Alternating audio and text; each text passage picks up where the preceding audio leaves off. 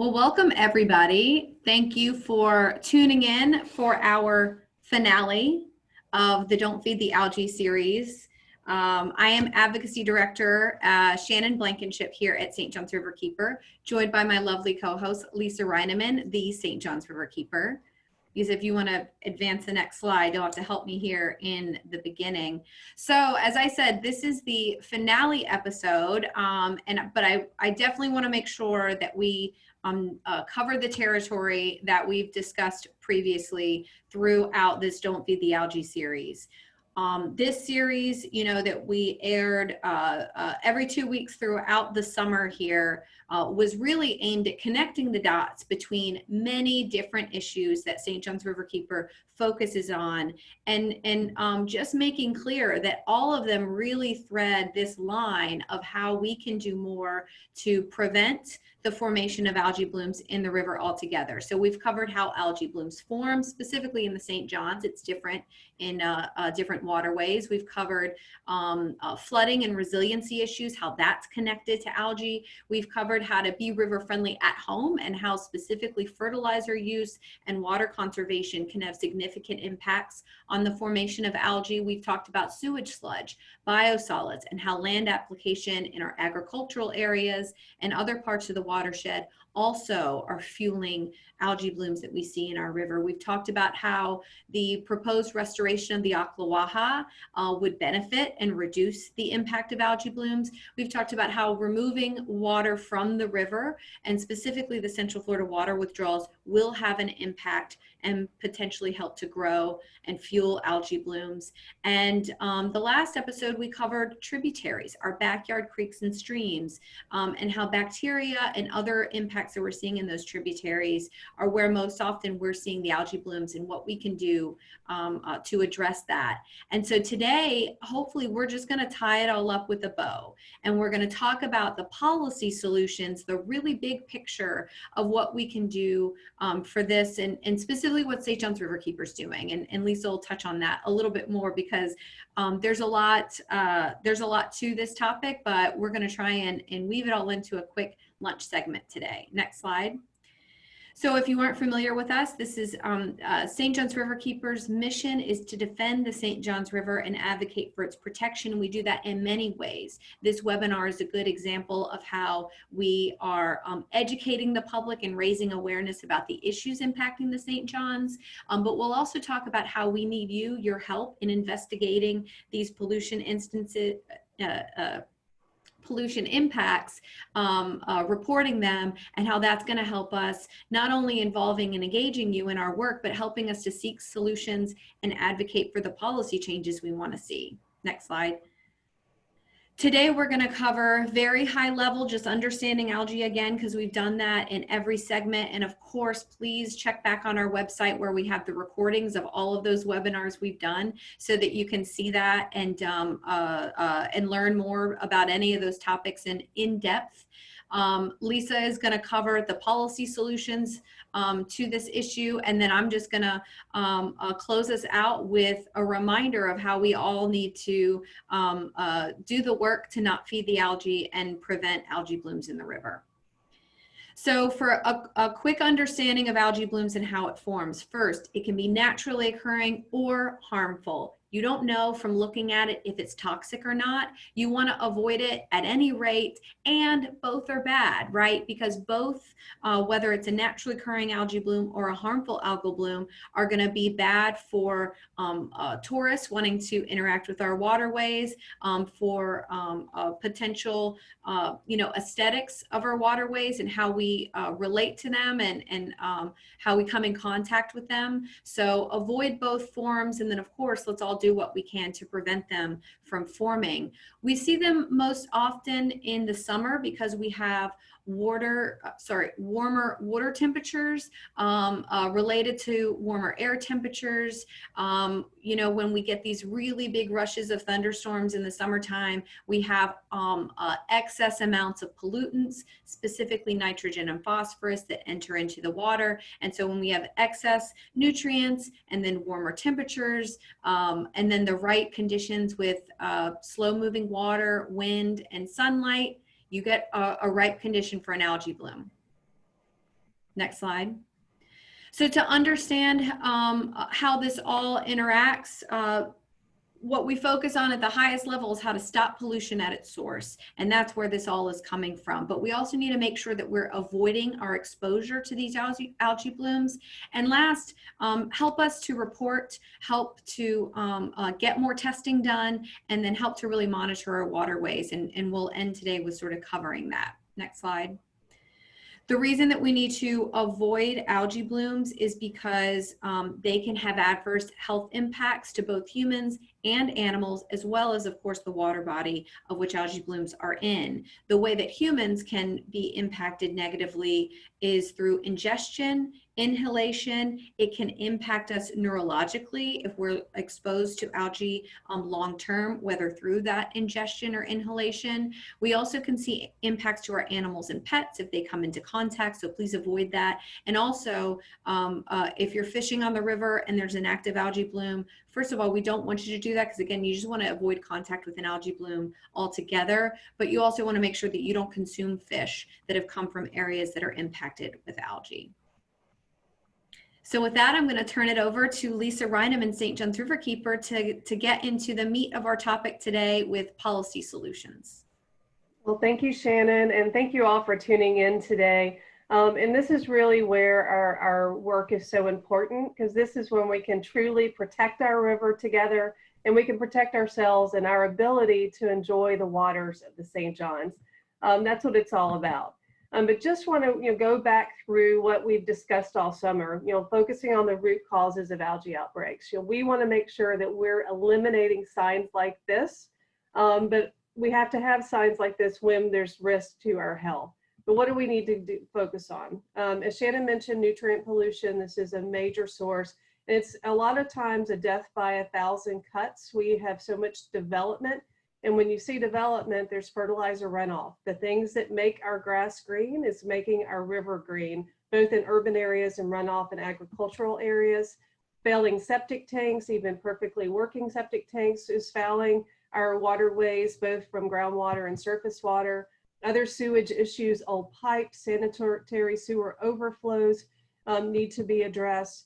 And then, of course, the newest source of nutrient pollution, sewage sludge, that's being trucked up from South Florida and being disposed of adjacent to the St. Johns River. And then when we see increased flooding like we're seeing throughout our watershed, it makes all of these pollution issues flow into our waterways. And so we have to address flooding as well as nutrient pollution. Another thing our work is focusing on and the policy solutions are working on is environmental degradation. Unfortunately, man-made decisions are harming our river's ability to filter out the pollution that's going in. We're seeing significant saltwater intrusion due to dredging in the river, as well as sea level rise, overuse of our aquifer water withdrawals. All of these things are either pushing or sucking more salt water further upstream into the St. Johns River system.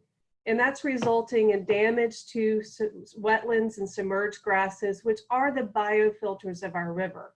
They are providing much needed filtration. And where we're losing these ecological features, whether it's to saltwater intrusion or overdevelopment, then we're seeing more pollution in the St. Johns because the river can't filter it out. We lose habitat. And also, by the way, wetlands and submerged grasses are sponges for floodwater. So we're seeing more flooding, which drives more pollution. So it's this horrible cycle that we have to break. And that's where we come in working together to make sure we're focusing on policy solutions that are sounded in good science and that are something we can work at every level of government. For today's conversation, we'll be focusing on our efforts at local governments as well as state government level. So let's start with stopping pollution at its source. The best thing we can do is keep the pollution out. It is so much more expensive to try to get the pollution out after it's already into our waterways. So what are some of the opportunities for stopping pollution in its source? One of the things is enforcing what's currently on the books. There are policies at the local government level in fertilizer ordinances like low maintenance zones. There's supposed to be a 10-foot buffer adjacent to not only waterways, but drainage systems to protect from fertilizer from going into these waterways. It's simply not enforced. And so that's low-hanging fruit to get our local governments or working with them from a citizen's perspective to make sure that these buffers exist. At the state level, we need to focus on repealing the preemption of local governments' ability to be more protective. The model for fertilizer ordinances, the state, is pretty bare bones. It's supposed to be a floor, not a ceiling. And unfortunately, there's a preemption for local governments to be more protected. But we have more access to local government, and so it's critical that governments can be more protective, whether it's fertilizer, reduction of plastics, and other pollution. And so that's a focus of us and our partners at the state level. Another critical piece is comprehensive sewage management reform. As we discussed, our state is growing quite dramatically. And so when you have population growing at 1,000 people per day, they bring a lot of volume of sewage. There's a lot of waste. And right now in the state of Florida, we have a brewing sewage crisis. As we discussed, we're not managing our sewage well. So what needs to happen? Again, something so simple as a mandatory septic tank inspection program. This was passed in 2010 by a bipartisan effort in the state legislature, and unfortunately was repealed the next year. And this is something we have to make sure these septic tanks are working properly, as well as they're maintained properly. And so we need a mandatory septic tank inspection program. We also need to have advanced treatment for all new septic tanks. Septic tanks are designed to take out bacteria, not necessarily nutrient pollution. And so advanced treatment allows them to do a much better job on nitrogen reduction, which is fouling our springs and of course the St. John's, as well as wastewater treatment facilities. There is the technologies out there that exist. And so as we continue to see this growth and we have new wastewater treatment facilities where our sewage is going to, there needs to be advanced treatment. And for the St. John specific, as well as all waters in North Florida, there needs to be a statewide moratorium on sewage sludge land disposal. South Florida has this protection, and we need to ensure that all of Florida waters are protected from this horrible nutrient pollution source of sewage sludge that's being transferred south up to waters in North Florida. Last year, the legislature did pass Senate Bill 712. It was called the Clean Water Act bill, and I do believe it had good intentions. Unfortunately, this bill did not go far enough. It had things in it that sound and are exactly what we want, some of the things we're talking about today, but unfortunately, it relies on rulemaking. And so rulemaking takes a lot of time. In addition to this rulemaking, these protections won't happen until the rulemaking is completed. These protections won't be as protective as they need to be unless there is a process that hears all voices at the table. And so some of the rulemaking that was in Senate Bill 712, one is sewage sludge. Unfortunately, this rulemaking to reduce or protect land from sewage sludge, number one, does not protect all waters equally. It still has advanced and better protections for South Florida. Number two, it's not currently active. Number three, there's no deadline for when it has to happen. Senate Bill 712 could have put better protections without going through rulemaking like they did in South Florida, but unfortunately, this is a process that kicks the can down the road. Stormwater reform. Same thing, our stormwater system and our rules have not been updated in decades. And we're seeing high runoff of our yards as well as other stormwater runoff. And these rules need to be reformed. That process, I'm happy to say, has started. But again, there's no deadline for the resulting rule that will come out that provides the protection we need. There is a public hearing on this on August 24th. We'll provide the link, and of course we'll be on it. And we're actually sending a letter to the state asking them for a technical advisory committee that has environmental voices represented, as well as all stakeholders, because it's critical we build on the science that shows that we need dramatic improvements to stormwater reform. But unfortunately, there's no deadline. backup power to wastewater treatment facilities. When Hurricane Irma and Matthew hit Jacksonville in the lower basin of the St. Johns, there was significant sewage overflows due to the lack of backup power. If your lift stations don't have backup power, power goes out, they overflow. And this rulemaking is set up, but again, no deadline is not started. Leaky pipes. We have a lot of old pipes in the state of Florida. Rulemaking is there in this bill, but there's no deadline. So all of these things, including sanitary sewer overflows, it was addressed in concept, but relies on rulemaking that either is not started or there's not deadlines in place. So these protections are sometime off in the future. There are two, the location of septic tanks.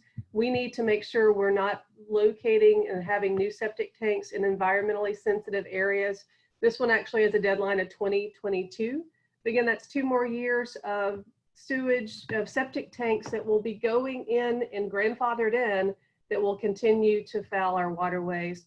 And then basin management action plan improvements, there is deadlines to do some improvements to those in 2025. But as you see, every one of these bullets relies on another process that involves us to show up to make sure we get good policies in place. And that's part of the future work that we have to do together. We need to strengthen protective oversight and investment. Right now, the regulatory oversight at the local and state levels is failing our waterways.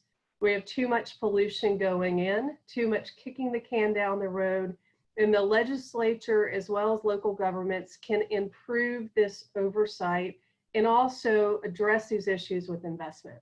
So some of the areas we need to do that have not been addressed in any shape or form, good or bad, are requiring implementation and funding of agricultural best management practices.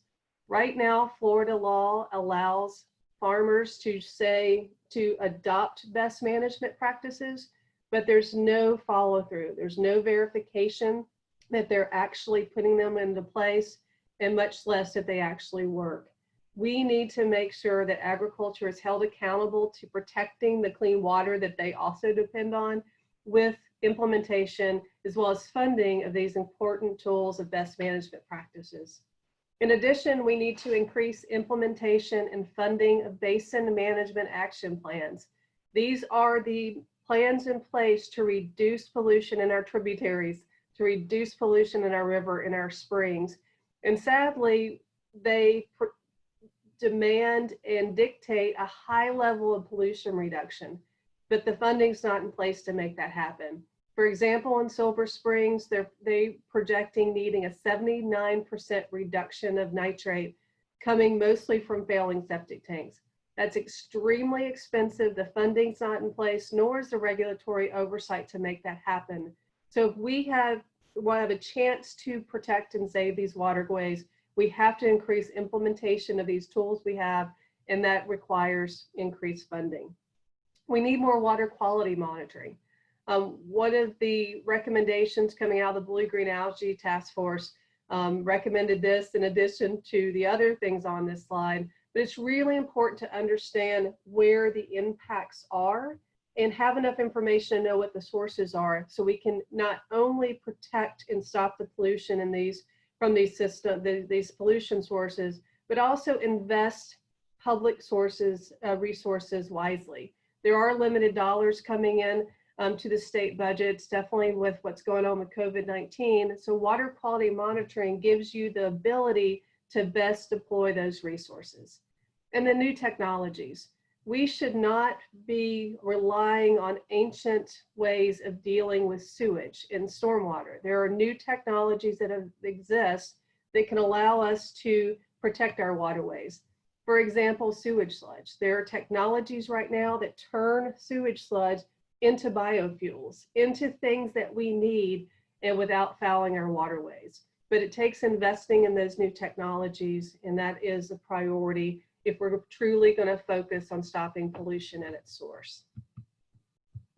The next bucket of policy recommendations is in protecting, restoring, or fortifying our St. John's ability to restore itself, to filter out this pollution. It's so much better to really invest in these waterways, because not only do you get the benefit of not having to spend a lot of money on getting the pollution out, you also have a better quality of life experience that all Floridians depend on. And so this is something that is close to my heart, because we want more experiences like this instead of signs telling us to keep out of our waterways. So how can we restore, protect, or fortify the St. John's? And one is focusing on reasonable, responsible water conservation. Right now, water conservation in the state of Florida is voluntary. It's not required. And so the state of Florida must make water conservation a priority, because if we're continuing to rely on voluntary use, we're going to see a degradation of our waterways, of our springs, which are already causing problems with the St. John's, as well as they're going to look to alternative water supplies like surface water from the St. John's, which makes our river more vulnerable. So water conservation must be mandatory and a statewide priority. We also need to price water to promote savings. Right now, we don't pay for water. We pay for the infrastructure to pipe the water to your home, to your business, or if it's like a Nestle bottling company that has a permit in the Swanee River area, it's paying for the infrastructure to bottle that water. And so we need to price water to promote savings. It's a valuable resource, and we need to live within our water means, and pricing could do that, help us do that. And we need to have a moratorium on surface water as an alternative water supply. As we talked about in the CDFWI presentation, the state is relying on a failed study that says it's okay to take surface water out of the St. John's for drinking water. But they say that sea level rise will offset the impact of that withdrawal.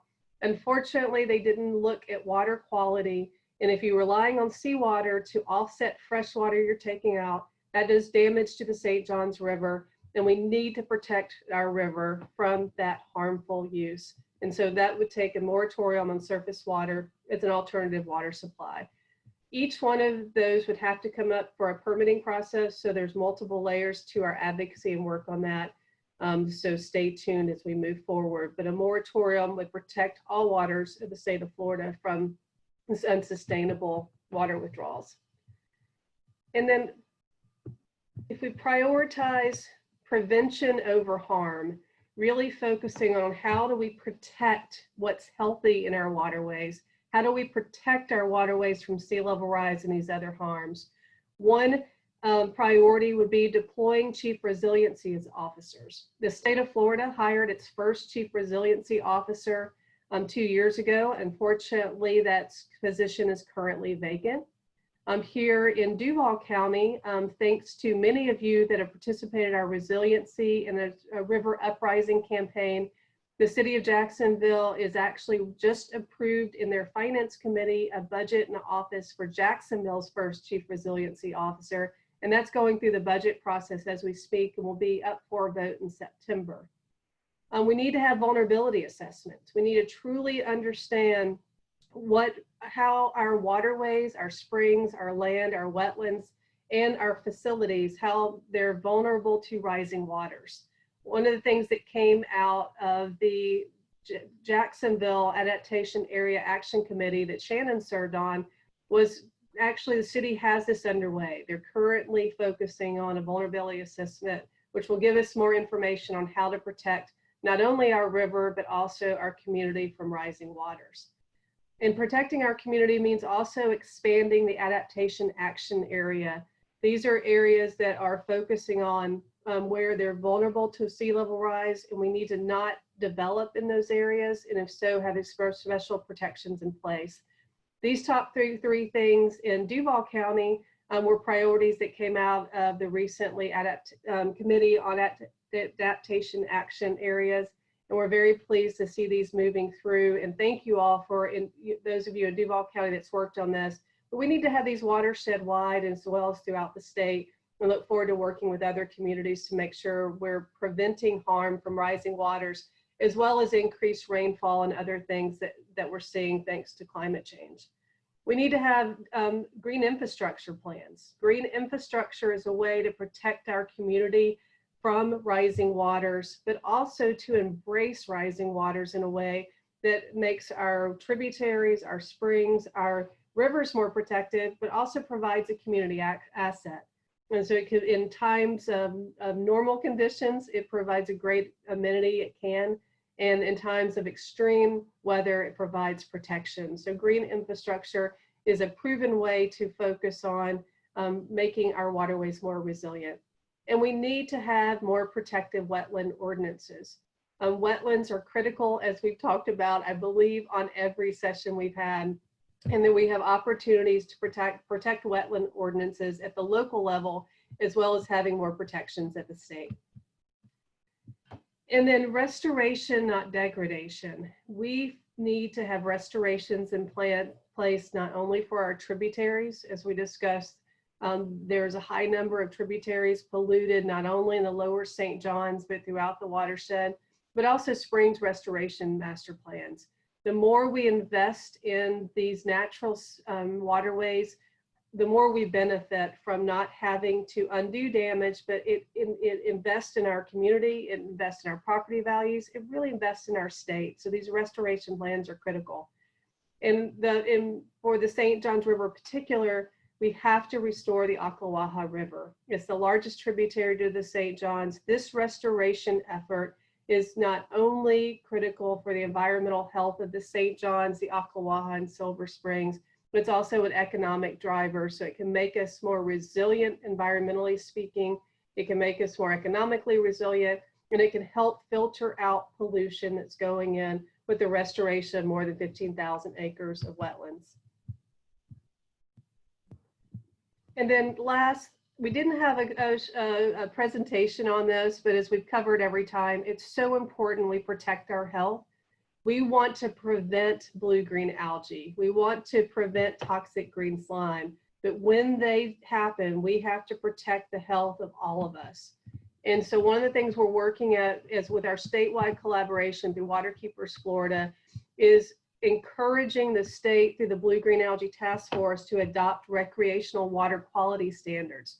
Right now, those standards aren't in place. So there's a lot of guessing on when to put signs out. There's no criteria that's in place. And we need to make sure that when these things happen, there's very specific criteria on when there needs to be warning signs, as well as there's a notification process that is activated quickly. We did a statewide survey earlier this year of waterways that are prone to outbreaks, and more than 70% of them had no signage. And it's critical that the signage is out there when need be, but again, our overall goal is to basically eliminate the need for these signs, but we have a lot of work to do, as you can tell. So how do we do this? Well, one, we have to work together. We have to show up. That's something that every day Shannon and I are looking at our calendars to determine where we need to be to give our river a voice and how to advocate for these policies. But we can't do it alone. We have to have you and citizen advocacy to help make this happen. So it's also our job to make this easy for folks to engage, working with our outreach team to get this information out to you, but getting you excited to want to be part of our citizen advocacy team. We also have to have watershed-wide engagement. This isn't just an issue in Duval County. It's not just an issue in Indian River County. This is something we need to work with throughout the entire St. Johns River watershed. That's why it's so important that we work with partners like the Indian River Clean Water Coalition and in Brevard County. We also have our Headwaters Advisory Council in the headwaters. In the Middle Basin, we're working with many partners. Just had a call this morning with Friends of the Wekiva, as well as focusing in the lower basin. We have our water policy group team made up of great folks from our members as well as our board and scientists to help us figure out how we can have an impact watershed-wide. And statewide collaboration. While we are a regional organization and we have a lot of grassroots efforts here within the St. Johns River area, we need to make sure we have a voice statewide. A lot of these issues we just discussed are made at the decisions are made at the state level. And right now we are not winning out when it's South Florida versus North Florida. We have to work with folks throughout the entire state That's why we were part of founding Waterkeepers Florida in 2018. That's 13 waterkeepers working collectively. And we're partnering with more groups in the Everglades area, statewide groups like Sierra Club and the Florida Wildlife Federation, our Free the Ocklawaha Coalition. This statewide collaboration, speaking with one voice, is critical. And then partner recruitment. Partner recruitment, we need to cross the aisle. We need to find partners that aren't only looking at this from an environmental perspective, but also working with it from a local government perspective. When we can find common ground from unlikely partners, that helps us tremendously. And then most importantly, I think, is never give up. Every day we have to learn from our mistakes and build on our successes, and never give up protecting and giving our river a voice, and collectively working together towards these solutions, so we can all someday get back on the water today without green slime and enjoy the nature that we are so blessed to be surrounded by. And then last, in this season of voting, one of the most important things you can do to protect Florida waters is vote. It's critical that we make the environment part of this conversation. So I want to thank you all for your time today, and really your time all summer. I see some faces of folks that have been on all summer. So thank you for tuning in. But this is not the end. It's the end of this webinar series. We have a couple more slides. I'll hand it over to Shannon. But it's really just the beginning of working together on making sure we see to fruition many of these policy changes we know will help our river and help our communities. But Shannon, I'll turn it back over to you.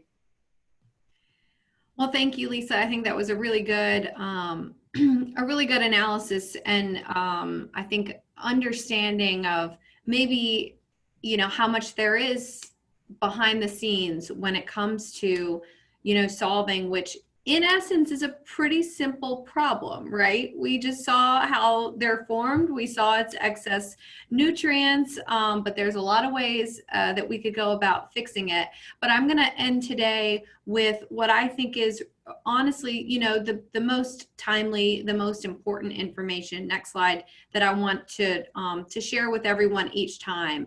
And that's just simply, where do you go to find out the information about active algae blooms in the river? And so every single day, no matter what time it is, and I just type in the links on the next slide, but FDEP algal blooms, and it's going to take you to this dashboard. The dashboard is going to show you how many test sites within the state of Florida within the last 30 days there are. All those blue dots, you can click on them, zoom in. There's typically a picture attached, as well as a description of whether or not algae was seen and toxins were present.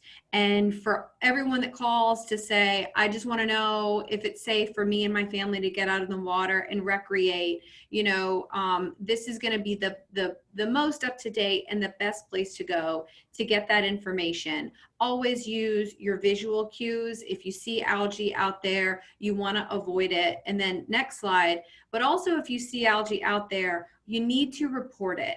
It's really important to report algae bloom sightings, especially here in North Florida, because I think as we see over and over, and as you heard from Lisa, you know, this isn't just a South Florida issue, and South Florida solutions often mean impacts to North Florida. So in North Florida, when we see blue-green algae on the St. Johns River, go to floridadep.gov/algal bloom and report it. And they'll use that, the images and the description of what you've seen, to get people out there and test it to find out if it's toxic. And that way we are tracking and monitoring where active blooms are occurring. If you're willing, though, I'd love it if you also sent it to me as well. My email is shannon@stjohnsriverkeeper.org, and just let me know where you're seeing the algae bloom, and I can use that to help with members that are asking about where active algal blooms are being seen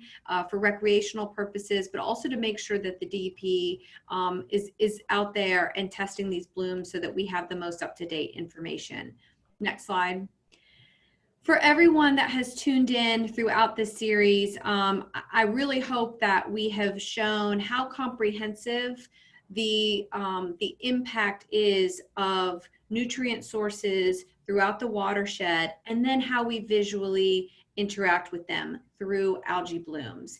And our work to prevent that, our work to advocate for these policy solutions, your membership is really what allows us to do this work. So I know every single episode I've said, if you aren't already a member, then visit our website. Today, I will say, I really want everyone, whether you're a member or not, to log on to the website and either for the first time ever join and become a member with us, or pick up some merch to sort of close out this series in a good way, like our Don't Feed the Algae t-shirts. We'd love to see everyone sporting those on future webinar events, and you can say you were a participant in our Don't Feed the Algae series in the summer of 2020, and we'll make it a thing. You can make a hashtag or something. Next slide. So with that, I just want to thank everyone for chiming in today and being a part of this. If you're listening live on Facebook, I won't be able to see your questions, but for anyone here that is live, feel free to use the chat window and ask a question. And Lisa, I do have one question that was submitted earlier that I know you will love. If this is the only question, you will love to go out on this question for our entire series. And that is, Lisa, what's going on with biosolids? And are they having an impact here this summer on the St. Johns River with algae blooms? So if you could address that for us, we would love if you could just talk about poop. That would be great.